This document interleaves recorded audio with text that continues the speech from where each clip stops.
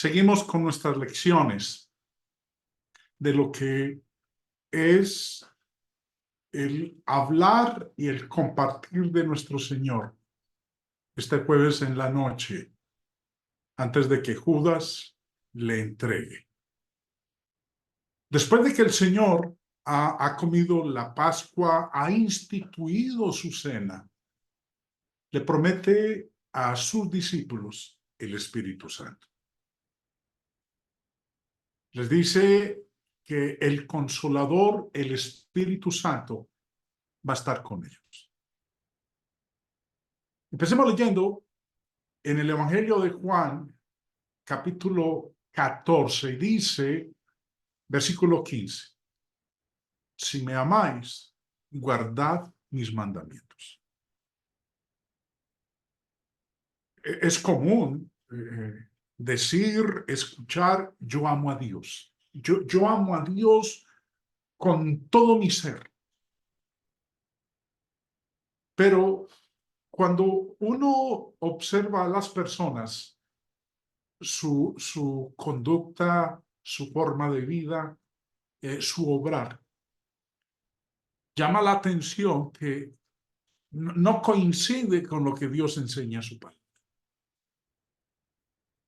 Guardar los mandamientos de Dios es la prueba genuina del amor que uno tiene por Él. El Señor Jesús dijo en Juan capítulo 14, verso 21, el que tiene mis mandamientos, preste atención, el que tiene mis mandamientos y los guarda, ese es el que me ama. Ahora, ¿cuál es la evidencia de que uno realmente ama a Dios? Bueno, se refleja en que uno guarda lo que Dios instruye en su palabra. Ahora, y dice en la parte final del verso 21, y el que me ama será amado por mi Padre, y yo le amaré y me manifestaré a él. Ahora, estamos en el mismo contexto, en Juan capítulo 14. Siguiendo ahí, en el verso 23, nuevamente dice el Señor, respondió Jesús y le dijo, el que me ama, mi palabra guardará, y mi Padre le amará, y vendremos a él y haremos morada con él. Vuelvo y repito, guardar los mandamientos del Señor es la prueba genuina del amor que uno tiene por él.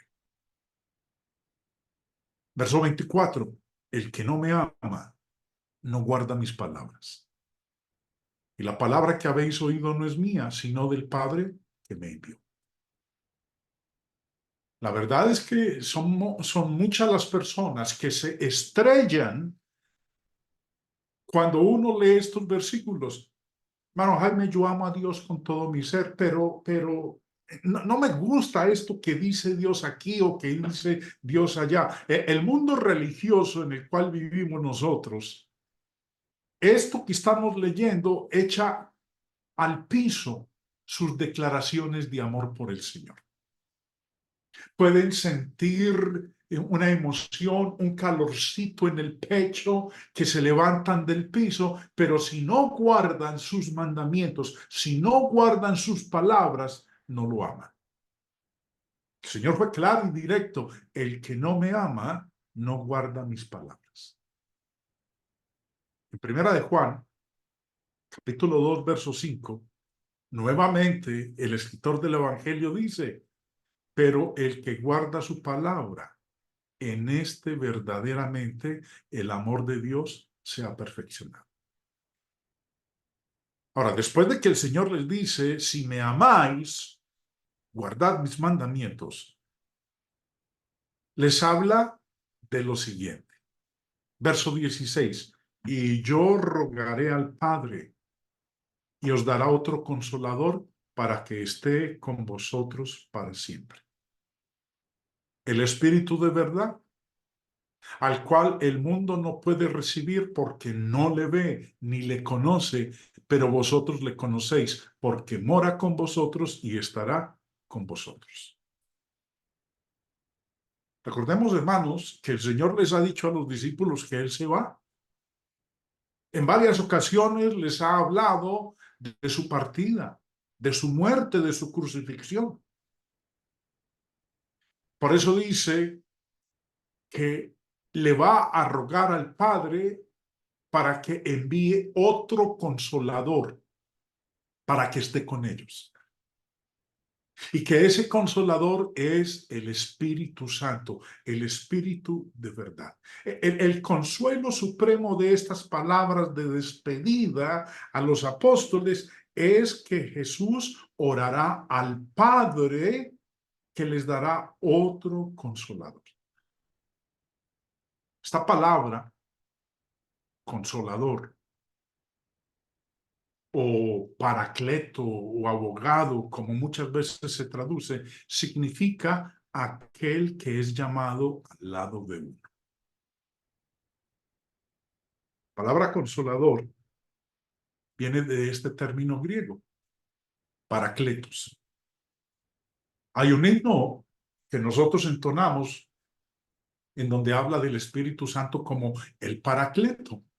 Y usted es probable que en algunas versiones de la Biblia encuentre el término paracleto, pero es el término griego, que traducido al castellano es consolador o abogado.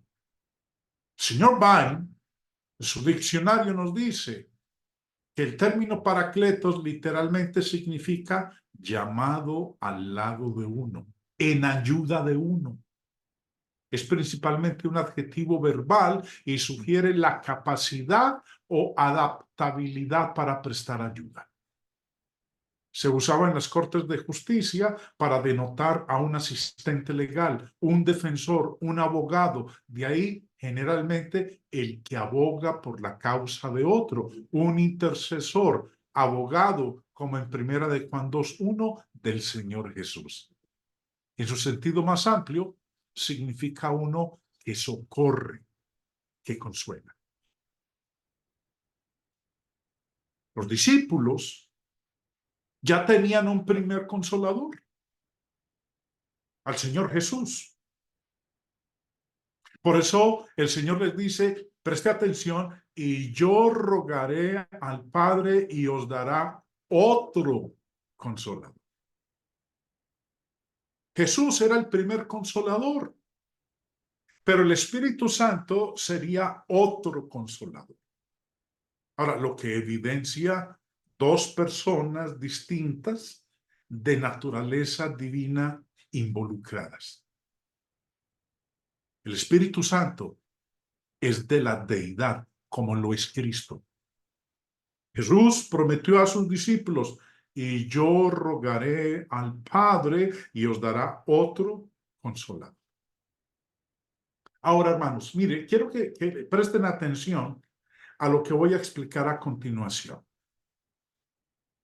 Hay dos palabras en el original griego que son traducidas otros. Son dos palabras, pero cada una de ellas tiene un significado peculiar, diferente la una de la otra. Señor Vine, en su diccionario, nos explica eso y dice, por eso quiero que abran bien los ojos, hermanos, presten atención a esta explicación, porque es importantísima que usted la tenga presente. Alos y heteros son las dos palabras en el original griego que en el Nuevo Testamento son traducidas por otro, por la palabra otro. Alos y heteros tienen una diferencia de significado que, a pesar de la tendencia a perderse, se debe observar en numerosos pasajes. Alos, como se ha observado, expresa una diferencia numérica y denota otro de la misma clase. Importantísimo. Alos expresa una diferencia numérica y denota otro de la misma clase. Sigamos.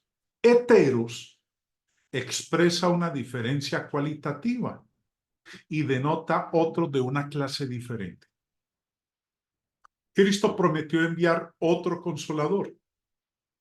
Y la palabra que el Señor utilizó para decir otro es alos. O sea, pues otro como Él, no heteros. Recuerde que heteros, vuelvo y lo leo, dice, expresa una diferencia cualitativa y denota otro de una clase diferente. Si el Señor hubiera querido decir que ese otro consolador que enviaría sería diferente a él, hubiera utilizado la palabra griega heteros, pero no utilizó esa palabra, utilizó la palabra alos, que es lo que vimos hace un momentico. Ahora, nuevamente, dice el señor Vine, por la implicación de sus palabras, otro, alos, otro de la misma clase, no heteros, diferente, otro consolador, otro de la misma clase, otro como él, otro igual a él, al hablar del Espíritu Santo.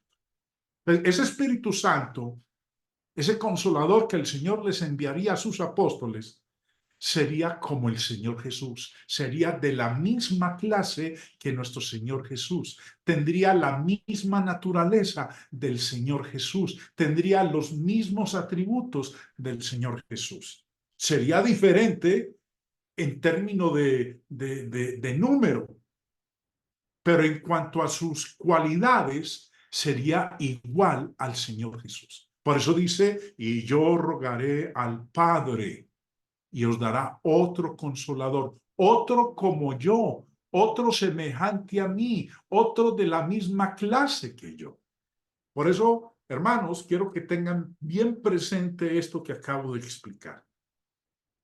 Ahora, esta promesa del Espíritu Santo, de que Él lo va a enviar, no implica que el Espíritu Santo no estuviera ya en la tierra. Él había revelado la verdad y guiado al pueblo de Dios en épocas pasadas, en el Antiguo Testamento. Pero Jesús estaba prometiendo a los apóstoles que ellos también tendrían al Espíritu Santo a su lado para consolarlos, animarlos, ayudarlos, aconsejarlos y asistirlos en la predicación de este Salvador que iba a resucitar en 3 días. Eso haría el Espíritu Santo. El Espíritu Santo sería otro consolador. Les enseñaría todas las cosas. Les recordaría todo lo que Jesús les había dicho. Ese otro consolador a los apóstoles les testificaría de Cristo. Convencería al mundo de pecado, de justicia y de juicio. Los guiaría a toda la verdad. Entonces, el Espíritu Santo, el consolador, estaría con los apóstoles.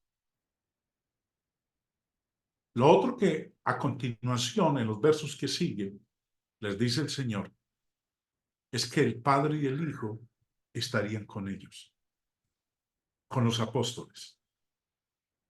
En el verso 18 les dice, no os dejaré huérfanos, vendré a vosotros.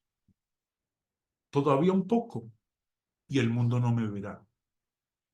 El mundo no me verá más, pero vosotros me veréis, porque yo vivo, vosotros también viviréis. Aquí hay varias cosas que el Señor dice a sus discípulos en el verso 18 y 19. Sabemos muy bien, aquellos que han estado bien atentos al orden cronológico que hemos llevado en estos estudios y particularmente que estamos en la última semana de vida de nuestro Señor. Sabemos que dentro de unas horas el Señor va a ser crucificado. El Señor va a ser apartado de ellos por la muerte. 3 días después va a resucitar de entre los muertos, de entre los muertos. Y después de un corto periodo de tiempo, o sea, pues 40 días después de su resurrección, va a ascender al Padre. Pero no dejaría solo solos a sus apóstoles. Aunque iba a ir al cielo, volvería a ellos. Jesús dice, no os dejaré huérfanos, vendré a vosotros. Algunos pueden pensar que aquí Jesús se refiere a su resurrección.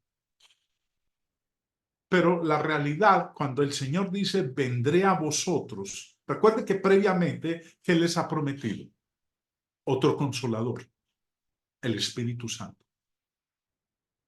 El Señor se va a ir. El Señor va a ascender al Padre. Va a volver al lugar donde Él estaba antes de venir a este mundo por primera vez. Dice, vendré a vosotros. Cuando dice vendré es porque se va a ir. Ahora, lo interesante es que este vendré a vosotros tiene que ver con la venida del Espíritu Santo. Cuando el Señor dice vendré a vosotros, se refiere a su venida a través del Espíritu Santo. Recuerden que en el verso anterior, en el verso 17, les ha prometido otro consolador, el Espíritu Santo. Entonces, este venir a vosotros es la venida del Señor a través o en la persona del Espíritu Santo. Ahora que está a punto de ser apartado de ellos por la muerte, les asegura que no se quedarán sin padre, sin maestro, porque dentro de poco tiempo volvería, resucitaría de entre los muertos y después de su ascensión a los cielos, serían hechos partícipes de ese espíritu que sería su consolador, abogado, maestro y guía para siempre. Los apóstoles tendrían el Espíritu Santo que les revelaría la voluntad de Dios y tendrían la presencia permanente tanto del Padre como del Hijo.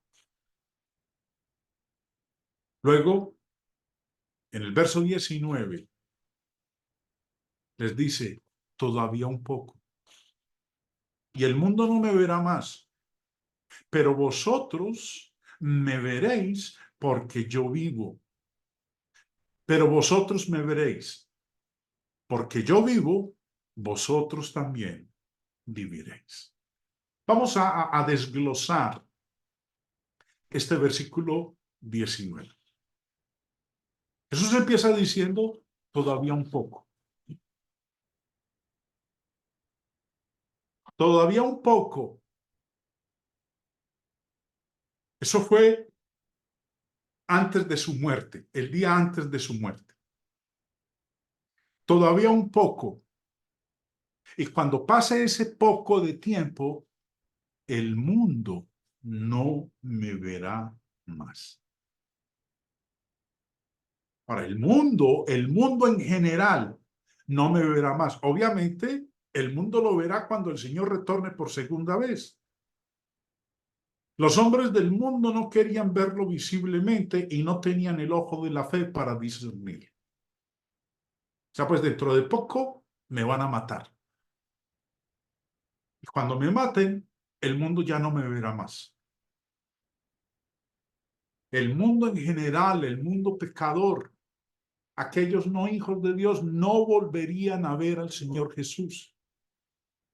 Aquellos no hijos de Dios solamente lo volverían a ver o lo volverán a ver cuando el Señor Jesús retorne por segunda vez. Pero les dice a los discípulos, pero vosotros me veréis. El mundo no me verá más, pero vosotros me veréis. Lo verían con sus propios ojos físicos durante 40 días después de su resurrección. Lucas, el escritor de Hechos de los Apóstoles, nos dice que cuando le escribe este libro a Teófilo, le dice lo siguiente. Hablando del Señor Jesús, le dice, hasta el día en que fue recibido arriba, después de haber dado mandamientos por el Espíritu Santo a los apóstoles que había escogido.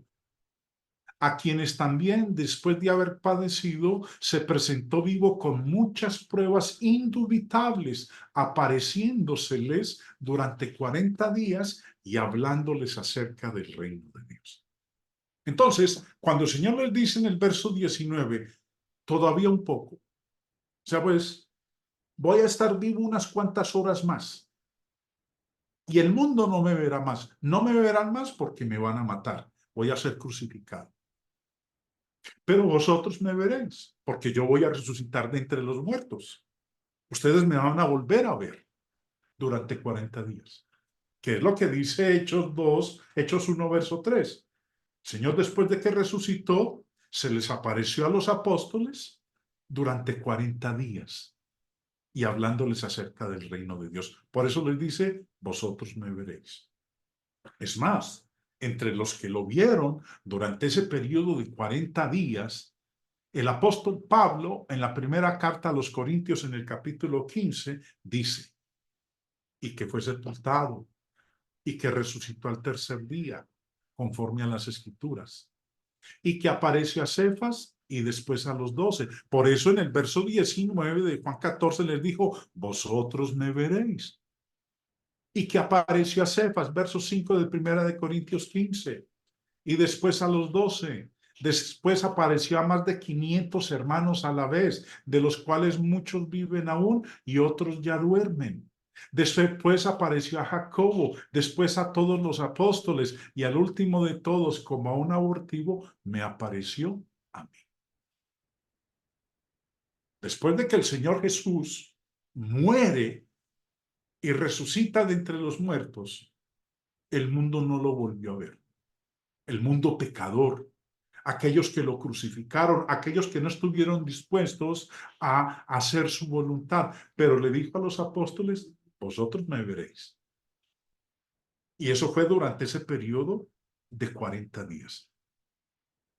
Pero en este contexto en el cual nosotros nos hallamos, de Juan capítulo 14, Jesús enfatiza la comunión permanente con ellos por medio del Espíritu Santo, porque les va a enviar al otro consolador, al Espíritu Santo.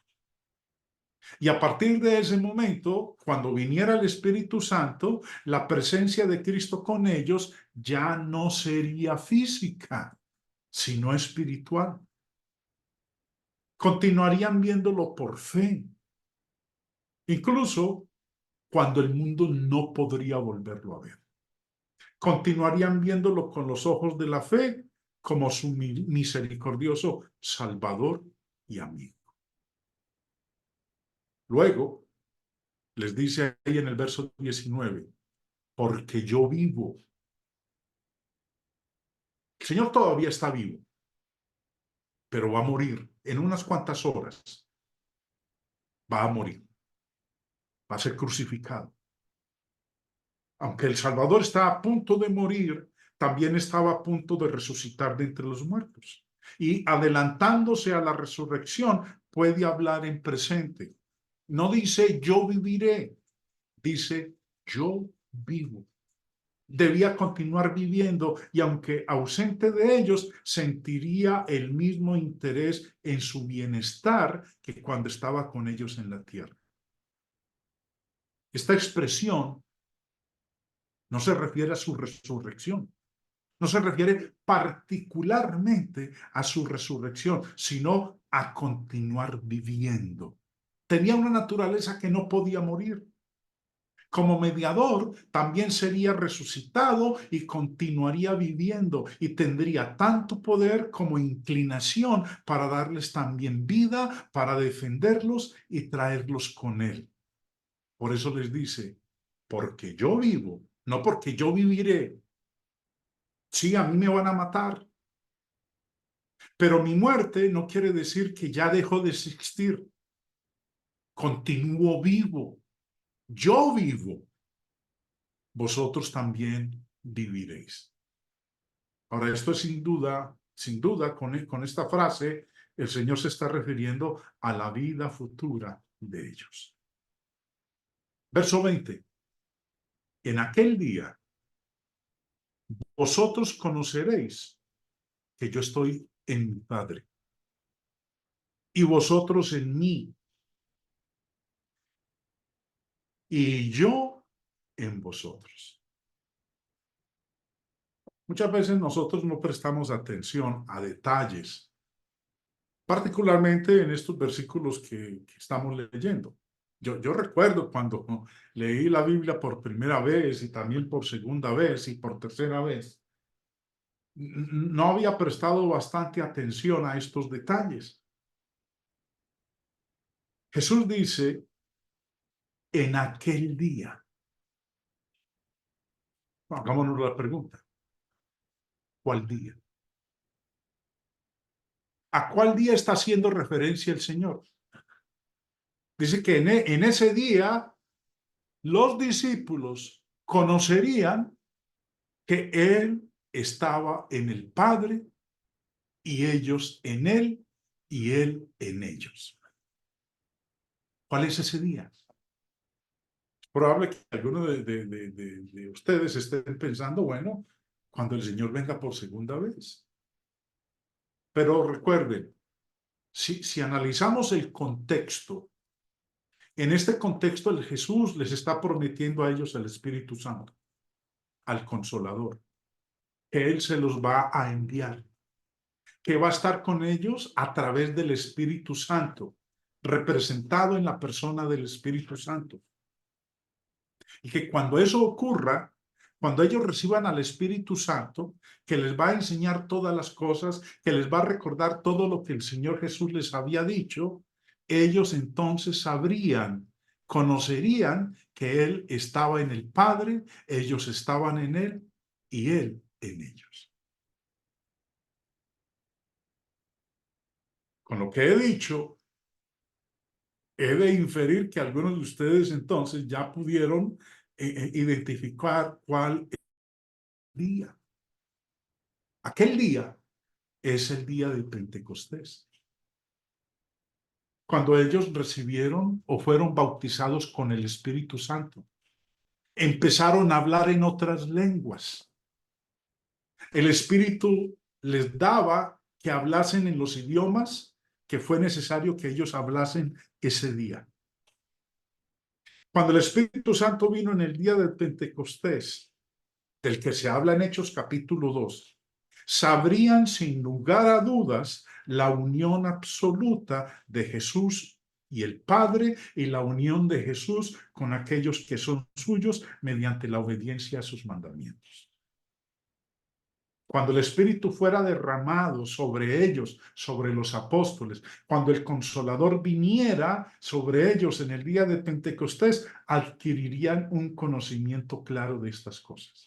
Por eso les dice, en aquel día. Ahora, yo colocaría ahí entre paréntesis, el día de Pentecostés, Hechos capítulo 2. Vosotros conoceréis que yo estoy en mi Padre y vosotros en mí y yo en vosotros. Porque el mismo Señor Jesús les había dicho que cuando el Espíritu Santo viniera, les enseñaría todas las cosas. Verso 21. El que tiene mis mandamientos y los guarda, ese es el que me ama. Y el que me ama será amado por mi Padre, y yo le amaré y me manifestaré a él. Habíamos empezado nosotros esta lección casi con estas mismas palabras. El que tiene mis mandamientos y los guarda, ese es el que me ama. ¿Cómo puedo yo saber que amo al Señor? Si guardo sus mandamientos. ¿Cómo puedo yo saber que esa persona que está en el lado de allá o que pertenece a ese grupo religioso X o Y o aquel hermano mío que es miembro de la iglesia ama al Señor? La evidencia es que guarda sus mandamientos. El mismo Señor Jesús dijo, el árbol se conoce por sus frutos. ¿Cómo sé que amo al Señor? ¿Cómo sé que esa otra persona ama al Señor? La evidencia o el fruto es que guarda sus mandamientos.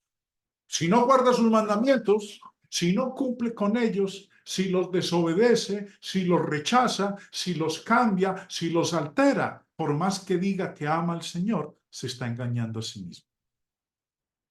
Un verdadero discípulo hará más que simplemente pronunciar palabras de amor, que es lo más común. Yo amo al Señor, yo amo al Señor con todo mi corazón. En Lucas 6:46 dijo el Señor, ¿por qué me llamáis Señor, Señor, y no hacéis lo que yo digo? Aquel que realmente ama al Señor considerará la obediencia a sus mandamientos, el guardar sus mandamientos como un privilegio. Observará la obediencia a los mandamientos del Señor como un privilegio en lugar de una carga. Juan dice en su primera carta en el capítulo 5, verso 3, ¿cómo demostramos el amor a Dios? Lo demostramos obedeciendo sus mandamientos. Y sus mandamientos no son difíciles de obedecer. Qué claridad con la que nos habla aquí el mismo apóstol. ¿Cómo demuestro mi amor a Dios? Lo demuestro obedeciendo sus mandamientos. Y la parte final. No, que eso es muy difícil. Eso que el Señor pide de nosotros es muy difícil de cumplir. Dice, sus mandamientos no son difíciles de obedecer. Ahora, a esto que dice el Señor, Él es interrumpido con una pregunta. Judas interrumpe lo que el Señor está diciendo y le hace esta pregunta. Le dijo Judas, no el Iscariote. O sea, pues, el Judas que ya ha hecho el complot para entregar al Señor, para traicionarlo. Este es el otro Judas, que se conoce como Judas Tadeo o Leveo. Le dijo Judas, no el Iscariote, Señor, ¿cómo es que te manifestarás a nosotros y no al mundo? Jesús respondió que había estado hablando de una manifestación espiritual. Ya lo vamos a leer. En los versos siguientes, en la respuesta que el Señor le va a dar, le va a decir que Él está hablando de una manifestación espiritual condicionada a la obediencia a la palabra de Dios. Verso 23. Respondió Jesús y le dijo, el que me ama, mi palabra guardará. Y mi Padre le amará. Y vendremos a Él y haremos morada con Él. El que no me ama, no guarda mis palabras. Y la palabra que habéis oído no es mía, sino del Padre que me envió. Aquellos que permanecieran en sus palabras y guardaran sus mandamientos, tendrían el Padre, el Hijo y el Espíritu Santo permaneciendo en ellos. Jesús les dio aún más seguridad de que el Consolador vendría y les enseñaría todas las cosas y les ayudaría a recordar lo que les había enseñado. A través de la obediencia de ellos a sus mandamientos y como resultado de su presencia permanente, tendrían paz. Una paz que no depende de lo que sucede alrededor. Una paz que solamente puede dar nuestro Señor. Después de esto, de responderle a Judas, cómo es que él se manifestaría a los apóstoles y no al mundo. Les dice, verso 25, que el Espíritu Santo, en el contexto que vamos a leer del verso 25 al 31, Jesús les dice que el Espíritu Santo les enseñará todas las cosas. Verso 25 empieza diciendo, os he dicho estas cosas estando con vosotros. Preste atención. Jesús Hasta este momento había hablado mientras estaba en su presencia visible, mientras él aún estaba en el cuerpo, aún no ha sido muerto. Jesús hablaba con ellos. Os he dicho estas cosas estando con vosotros. Pero después de que el Señor muera, que va a ocurrir dentro de unas horas, después de que el Señor resucite, que va a ocurrir dentro de 3 días, a partir de ese momento, les va a hablar de otra manera. Ya no va a hablar Él visiblemente. A partir del día de Pentecostés, el instrumento que el Señor Jesús va a utilizar dentro de 50 días, después de su resurrección de entre los muertos, el instrumento que va a utilizar para hablarles a ellos es el Consolador, el Espíritu Santo. Recordemos que el papel del Espíritu Santo era el de revelar todas las cosas que el Señor les había enseñado y recordárselas. Mira lo que dice el verso siguiente. Muy bien, os he dicho estas cosas estando con vosotros. Pero después ya no voy a estar con ustedes. Cuando regrese al Padre, que va a ocurrir dentro de 40 días, cuando Él asciende al cielo, 10 días después de ascender al cielo, va a ser el día de Pentecostés y va a venir el Consolador, el Espíritu Santo. Jesús les dice, mas el Consolador, el Espíritu Santo, a quien el Padre enviará en mi nombre, Él os enseñará todas las cosas y os recordará todo lo que yo os he dicho. Ahora yo les hablo. Estoy en medio de ustedes. Os he dicho estas cosas estando con vosotros. Cuando yo ya no esté con ustedes, porque voy a volver al cielo, va a venir el Espíritu Santo. Y es Él quien va a hablarles a ustedes. Les va a enseñar todas las cosas y les recordará todo lo que yo les he dicho. Verso 27. La paz os dejo, mi paz os doy. Yo no os la doy como el mundo la da. No se turbe vuestro corazón, ni tengan miedo. Uno de los tesoros que el Señor les dejaría era la paz. Su paz no fueron palabras vacías como las dadas por el mundo.